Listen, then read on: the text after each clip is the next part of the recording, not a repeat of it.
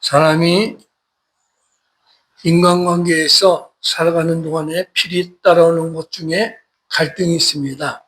갈등은 개인이나 집단 사이의 의견, 신념 또는 목표 등의 차이로 인해서 발생하는 충돌이나 대립을 의미합니다.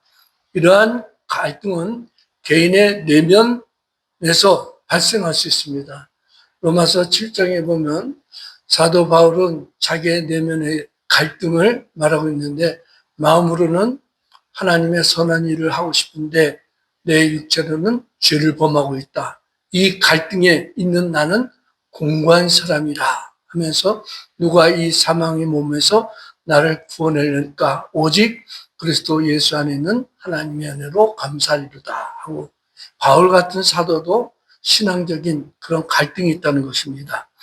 이런 갈등은 개인 간 또는 집단 간에 발생할 수 있으며 사회 전체의 문제로 이어지기도 합니다. 갈등의 내부적인 원인으로는 개인의 가치관이나 신념의 차이, 또 이해관계의 충돌이 있으며 외면적인 원인으로는 사회의 구조적인 문제나 자원 부족 등으로 볼 수 있습니다. 대표적인 갈등으로 우리나라를 예를 들면 6.25 전쟁이 있었죠. 북쪽의 공산주의와 남쪽의 민주주의의 이 사상적인 대립, 또 나라를 차지하려고는 욕망, 이런 것 때문에 결국 갈등이 전쟁으로 이루어진 것입니다. 또 남과 북의 사상적인 갈등을 들 수 있고, 우리 대한민국 안에서도 보수와 진보의 이념적인 차이로 인한 갈등, 또 경상도와 전라도를 구별하는 지역적인 갈등, 이런 많은 갈등이 있습니다. 또 세계주의로도 봐도 민주주의를 기본으로 한 자유진영과 이전에는 공산주의 세력이 있는데 공산주의는 거의 없어졌고 사회주의 국가들이 남아 있습니다. 이런 공산주의를 기반으로 한 사회주의와 자유진영의 갈등, 그리고 종교적인 갈등으로는 기독교와 회교도 불교, 종교 간의 갈등이 있습니다. 지금도 이스라엘과 주변 아랍국, 또 이스라엘이 팔레스타인하고 얼마 전까지 전쟁에다 지금은 또 이란하고 전쟁이 시작됐습니다. 이러한 종교적인 전쟁은 마지막 아마겟돈 전쟁까지 이루어지고 결국 최후 전쟁이 일어나고 난 다음에 예수 그리스도가 재림한다라고 계시록에는 예언이 되어 있습니다. 또 인종적으로는 백인과 흑인과의 갈등, 또 황색 인종과의 이 인종별로의 갈등이 있습니다.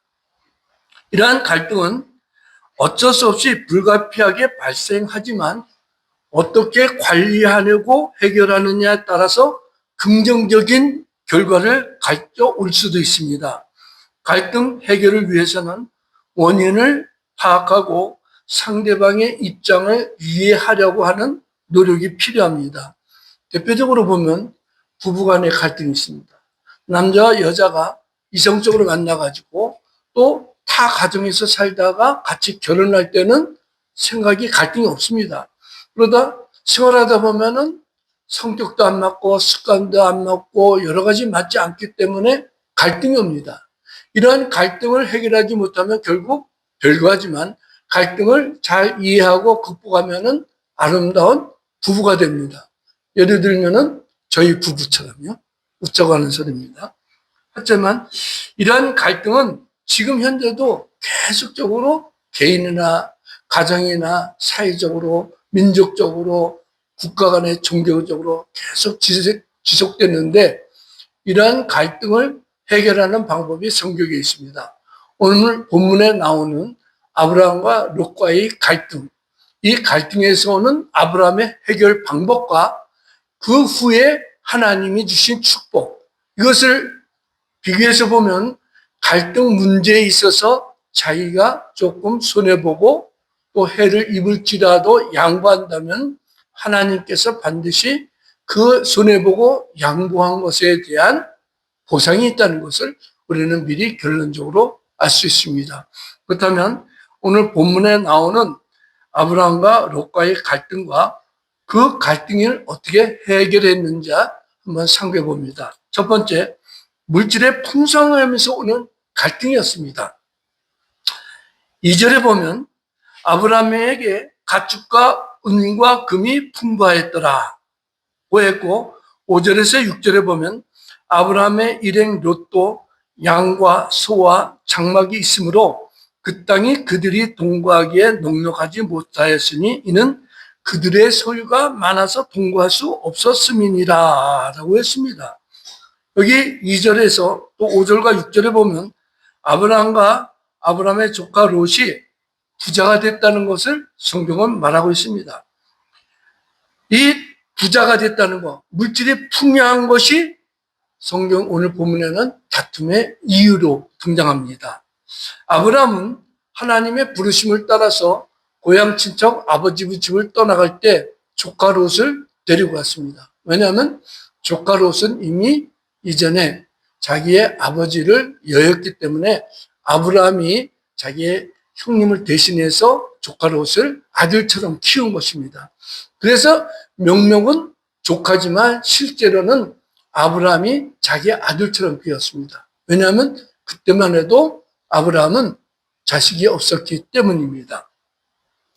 그런데 아브라함이 하나님의 말씀을 따라서 목축업을 할 때 어쩔 수 없이 유목민이니까 여기저기 돌아다니면서 목축업을 할 때 조카 롯도 함께 목축을 했습니다.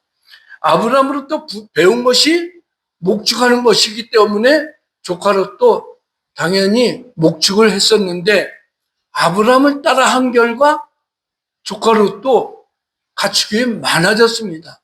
그 많은 가축을 키우고 관리하기 위해서 종도 많았습니다. 하나님이 말씀에 순종한 아브라함이 하나님의 축복을 받을 때 함께 따라갔던 조카 롯도 함께 축복을 받은 것을 우리는 깨달을 수 있습니다. 이러한 사실을 보면 축복된 사람과 함께 있으면 함께 하나님의 축복을 받을 수 있다는 것을 알게 됩니다. 근데 문제는 아브라함과 롯이 함께 같은 공간에 있다 보니까 두 사람과의 관계에서 문제가 생기기 시작했습니다. 이유는 아브라함의 종과 롯의 종들이 자기가 관리하고 있는 가축들에게 먼저 좋은 야채를 먹이고 또 물을 먹이기 위해서 다툼이 생긴 것입니다. 가축의 먹이는 초목이기 때문에 좋은 것을 먹이기 위한 것은 종들의 마음이 동일합니다. 근데 양측이 가축이 많은 것에 비해서 땅이 적었습니다. 그렇기 때문에 두 종들 간에 서로 다툼이 생긴 것입니다. 내가 먼저다. 아니다, 내가 먼저 왔다. 이런 문제로 서로 다툽니다.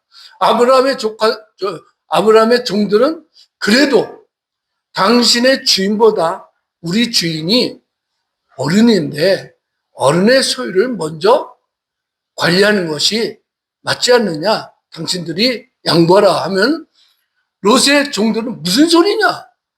가축을 먹였는데 질서가 어디 있느냐? 우리가 먼저 왔으니까 우리가 좋은 거 먹이겠다. 이런 문제로 서로와 다툼이 생긴 것입니다.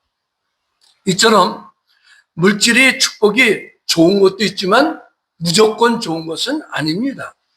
물질이 풍성함과 동시에 물질을 올바로 사용할 수 있는지와 더불어 또 인간은 지금보다 더 많은 물질을 소유하고 싶은 그런 욕심이 생깁니다. 그런 소유욕은 자신과 경쟁 상대에 있는 회사가 자기네 회사보다는 덜 성공하는 것을 요구하고 또 자기는 세계에서 돈이 많은 사람 또 한 나라나 한 지역에서 재벌이 될지라도 욕심은 똑같아요. 지금보다 조금 더 벌었으면 하는 것이 인간의 욕망입니다. 결국 이러한 인간의 내면적인 갈등으로 말미암아 아브라함과 롯과의 갈등이 생긴 것입니다. 이 종들을 잘 통제했으면은 그런 문제가 생기지가 않는데 역시 물질은 풍성함, 물질의 풍성함은 사람으로 하여금 갈등을 가져오는 것입니다. 하나님이 주신 축복을 올바로 관수하지 못할 때, 아니면 더 큰 욕심을 부릴 때 거기에는 꼭 갈등이 생기고, 갈등이 지나치면 다툼이 온다는 것입니다. 이런 차원에서 오늘 이 짧은 이 재물이 많았더라, 여기서 우리가 깨달을 것은 하나님의 사람을 함께 따라가면 그 사람도 하나님의 축복을 받는다는 것. 그래서 신앙생활할 때 신앙이 좋은 사람하고 교제를 해야 되는 것입니다. 신앙이 나쁜 사람, 세속적으로 탐욕에 빠진 사람하고 가까이 있으면 결국 그 사람의 신앙도 자기도 모르게 서서히 타락돼 갑니다. 처음에는 모릅니다. 그런데 어느 순간 뒤돌아보면 내가 왜 이렇게 돼 있지? 하고 후회하게 될 때가 있어요. 그래서 어떤 경우든 종교적으로나 사회생활이나 어떤 경우든 자기보다 잘된 사람, 더 많이 아는 사람을 함께 따르면서 배우면은 함께 축복을 누릴 수가 있는 것입니다. 두 번째로,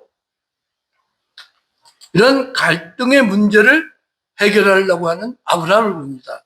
조카 롯과의 갈등을 해결하려고 하는데 아브라함은 조카에게 결별의 선택권을 주었습니다. 9절에 보면 내 앞에 온 땅이 있지 아니하냐 나를 떠나가라. 내가 좌하면 나는 우하고 내가 우하면 나는 좌하리라 라고 했습니다.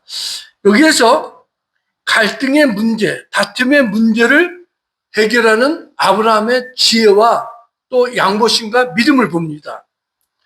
아브라함은 자기의 목자와 롯의 목자가 다툰다는 소식을 듣고 롯을 불러가지고 우리 서로 분리하자. 너도 재산이 많고 나도 재산이 많고 서로 양쪽이 가축이 많지만 이 땅이 좁으니까 어쩔 수 없이 너와 나는 결별해야 된다. 그러니 네가 먼저 선택하라. 네가 이곳에 남겠다면은 내가 떠날 것이고 네가 이곳을 떠나고 보다 더 좋은 곳을 간다면 나는 이곳을 남겠다 하고 우선권을 조카에게 주었습니다. 이러한 아브라함의 제의를 받았을 때 조카 롯은 먼저 자신과 아브라함과의 관계를 한번 생각해 볼 필요가 있었습니다. 그래서 신중하게 선택해야 되는데, 왜냐하면 자신이 지금까지 많은 재물을 소유하기까지는 아브라함의 도움이 있었기 때문입니다. 아브라함이 자기를 키워주고 돌봐줌으로 말미암아 많은 재물을 소유할 수 있었는데, 따라서 아브라함이 자신에게 선택권을 주었을 때 웬만한 사람이라면, 보편적인 사람이라면 아닙니다. 작은아버지가 먼저 선택하세요. 저는 그 결과를 따르겠습니다. 이래야 될 텐데 롯은 이미 탐욕에 빠졌기 때문에 자신이 먼저 선택을 합니다. 이런 차원에서 아브라함이 믿음의 사람인 것을 우리는 한 번 더 볼 수 있습니다. 왜냐하면 롯이 선택한 것은 하나님의 약속을 따라서 선택한 것이 아니라 자기 눈으로 볼 때 좋은 것만, 자기 이생의 자랑, 세상의 욕심에 따라서 선택을 했기 때문입니다. 이어서 보면 롯은 하나님이 주신 약속의 땅, 젖과 꿀이 흐르는 땅보다 탐욕의 땅을 선택했습니다. 10절에 보면 이에 롯이 눈을 들어 요단 지역을 바라본 즉 수알까지 온 땅에 물이 넉넉하니 여호와께서 소돔과 고모라를 멸하시기 전이었으므로 여호와의 동산 같고 애굽 땅과 같았더라 라고 했습니다. 아브라함의 선택권을 받은 롯은 자기 자신이 먼저 선택합니다. 보편적으로 사람하고 달리 욕심이 굉장히 많았을 것으로 이렇게 추론할 수가 있습니다. 탐욕이 많았으니까 아브라함에게 선택권을 주지 않고 자기가 선택했는데 눈을 들어서 요단들을 보았습니다. 자신의 육신의 안목으로 보고 이생의 자랑으로 본 결과 요단들은 에덴 동산 같고 여호와의 물된 동산 같이 너무나도 좋았습니다. 온 땅에 물이 넉넉하니까 가축을 키우는데 아무런 걱정이 없을 것 같습니다. 마치 그 시대에 가장 비옥한 땅인 애굽의 땅. 애굽이 왜 비옥한 땅인지는 여러분 학교에서 다 배웠죠. 나일강이 범람해가지고 그 나일강 상류로부터 오는 많은 영양분을 범람했을 때 강 양측에 있는 땅에 영양분을 받습니다. 그럼 물이 빠지고 난 다음에 거기서 곡식이 잘 자랐죠. 그런 애굽의 기름진 땅 같고 또 보니 완전히 여호와의 물든 동산 같았다라고 성경은 기록했습니다. 이 롯이 얼마나 그 땅이 탐났으면 아브라함에게 작은아버지 저쪽 땅이 참 보기도 좋고 물도 풍성하고 하나님이 주신 물된 동산 같은데 작은아버지가 그쪽으로 가시죠. 저는 이곳에 낫겠습니다 하는 것이 인지상정인데 롯은 탐욕에 자기가 그곳으로 가겠다고 먼저 선택합니다. 그러면서 요단 동쪽에 기름진 땅에 거하다가 차츰 동쪽으로 가가지고 결국 소돔 땅에 거하게 됩니다. 왜냐하면 자신이 선택한 요단 동편 땅보다 화려한 문화가 있는 소돔성에 거하는 것이 더 쾌락을 지르기에 좋았기 때문입니다. 이러한 롯의 선택은 하나님을 향한 믿음의 선택이 아니라 소돔 사람이 범죄하는 죄의 유혹을 따라가는 선택입니다. 세상적인 좋은 것 때문에 교회를 떠나려는 어리석은 사람과 같은 선택입니다. 믿음의 선택이 아니라 세상적인 정욕의 선택이었습니다. 그 결과 소돔성이 하나님의 심판을 받고 고모라 성과 함께 멸망할 때, 불심판을 받을 때 롯은 자기가 그토록 아끼던 그 많은 재물 하나도 건지지도 못했습니다. 더군다나 자기를 의지하고 같이 살았던 롯의 아내는 그 두고 온 재물이 너무 욕심이 나서 돌아본 결과 소금 기둥이 되지 않았습니까? 성도 여러분, 여기서 우리가 하나하나 조심스럽게 볼 것은 롯이 처음부터 소돔으로 간 것이 아닙니다. 요단의 그 좋은 땅에 거하다가 저 멀리 보니까 소돔성이 화려하거든요. 차츰 서서히 소돔성의 죄악으로 빠져간 것입니다. 성도 여러분, 인생에서 일어나는 갈등은 반드시 일어나지만 어떻게 해결하는지에 따라서 축복이 되기도 하고 불행이 되기도 합니다. 우리가 그림을 그릴 때 빨간색, 노란색, 파란색 기본 색상이죠. 이 기본 색상을 잘 조화롭게 섞으면 아주 아름다운 그림이 나옵니다. 빨간색하고 파란색하고 섞고 그러면 또 보라색이 나오죠. 또 파란색하고 노란색하고 섞으면은 초록색이 나오고 이 다양한 아름다운 색깔이 나오는 것은 조화입니다. 인간의 갈등을 조화롭게 해결해야 된다면 거기서 더 큰 시너지 현상이 일어납니다. 남자와 여자도 많은 면에서 서로 다르지만 조화롭게 상대방을 이해하고 받아들인다면 그 가정이야말로 에덴 동산이 되는 것입니다. 여러분들, 합창단이나 성가대를 보면은 남자와 여자가 섞여서 수십 명이 노래를 부르는데 음색이 다 달라요. 여자는 소프라노, 메조소프라노, 알토 있죠. 남자는 테너, 바리텐 이런 식으로 여러 가지 각자의 소리가 있는데 야, 네 음성은 내 음성하고 달리니까 너 소리를 죽여. 서로 이런 식으로 주장한다면 절대 합창이 성립될 수가 없습니다. 오케스트라도 마찬가지입니다. 그 수많은 악기는 절대 같은 음이 안 나옵니다. 다 각자 음색이 다르지만 지휘자는 그 다른 음악 악기들을 아주 교묘하게 소리의 높낮이, 길이, 장단을 정확하게 조절해가지고 웅장한 연주를 하게 되는 거예요. 이런 찬에서 본다면은 갈등이라는 것이 꼭 나쁜 것만은 아니라는 것입니다. 갈등을 긍정적으로 좋은 면으로 받아들인다면은 거기에는 뒤따르는 큰 축복이 따릅니다.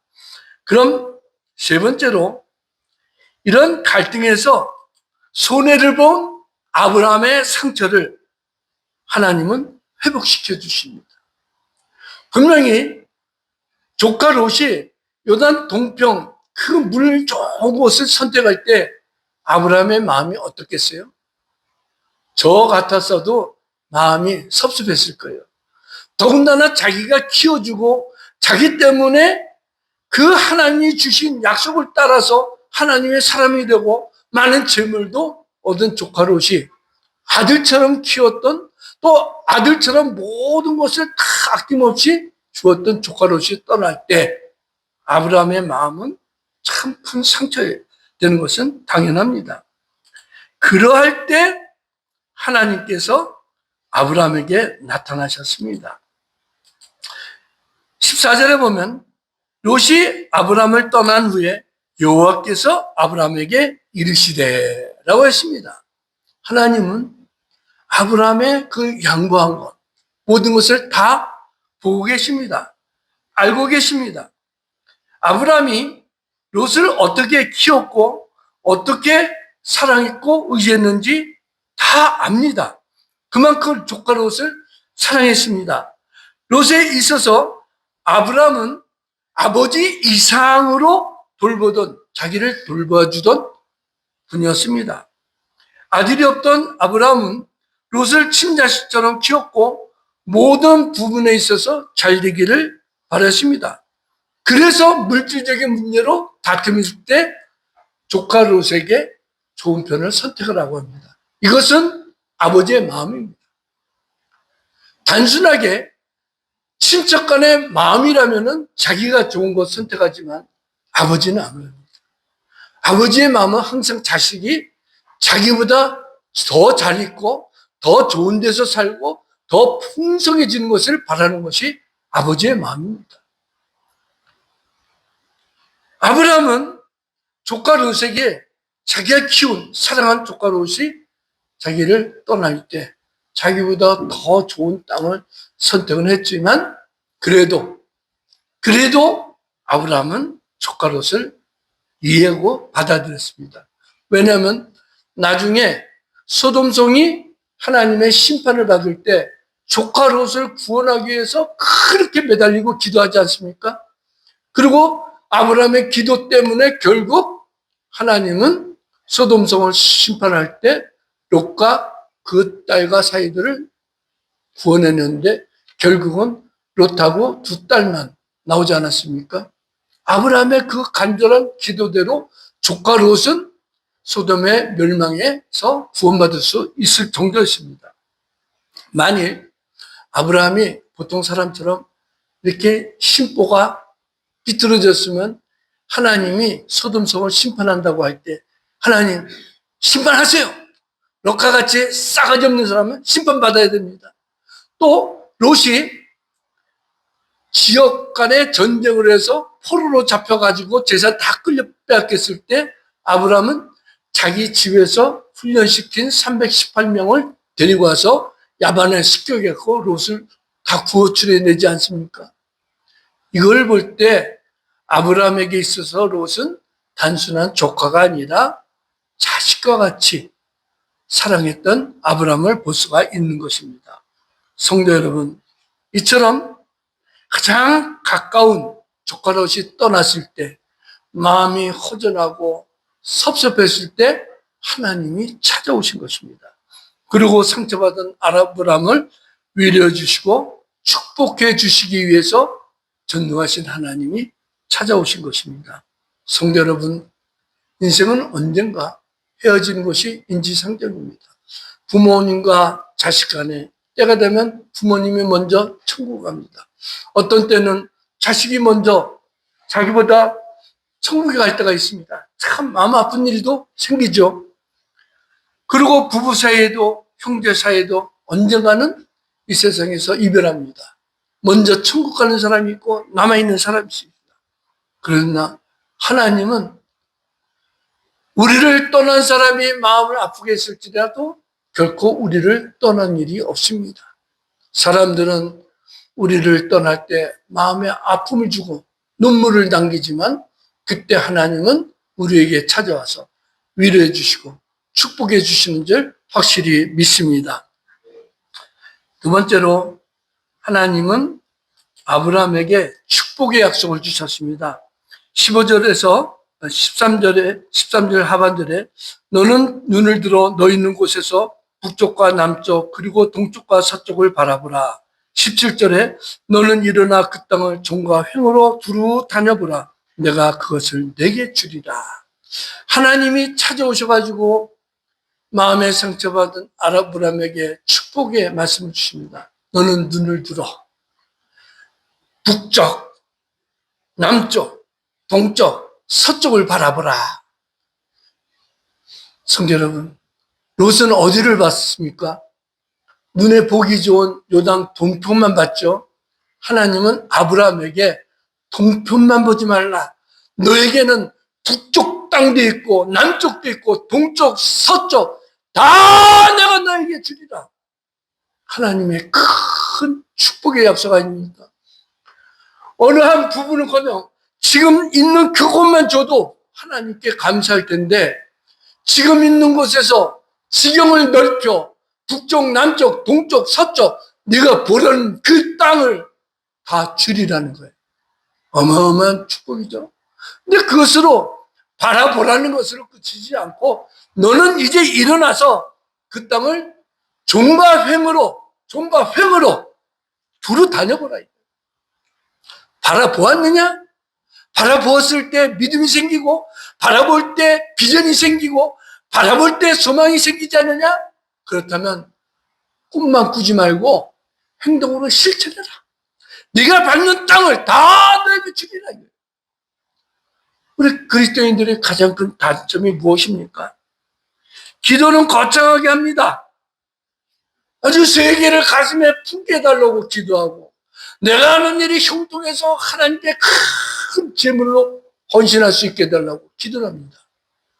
근데 막상 이루어지면 그 기도했던 것은 없어집니다. 하나님께 기도하기를 하나님 많은 재물을 주면 11조 철저하게 드리겠습니다. 항상 감사를 잊지 않겠습니다. 선교하는 데 열심히 하겠습니다. 이렇게 약속하지만 행동으로 옮기지 않는다 이거죠. 근데 하나님은 아브라함에게 뭐를 가르쳐요? 네가 동서남북 사방을 바라보는 꿈이 있느냐? 내가 지금 꿈을 네가 믿느냐? 그렇다면 종과 횡으로 실천해보라는 거예요. 행동으로 옮겨오라. 내 밟는 발을 내가 발로 밟는 땅을 네가 주리라는 거예요.